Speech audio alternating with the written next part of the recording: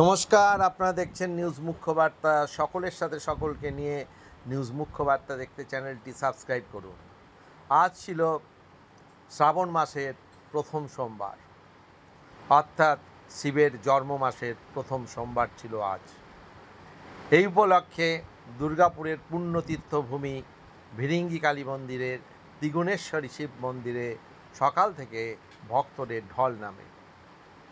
হাজার হাজার ভক্ত লাইনে দাঁড়িয়ে শিবের মাথায় জল ঢালেন। এই উপলক্ষে ছিল বিশেষ ভোগের ব্যবস্থাও। ব্যুরো রিপোর্ট, নিউজ মুখ্য বার্তা।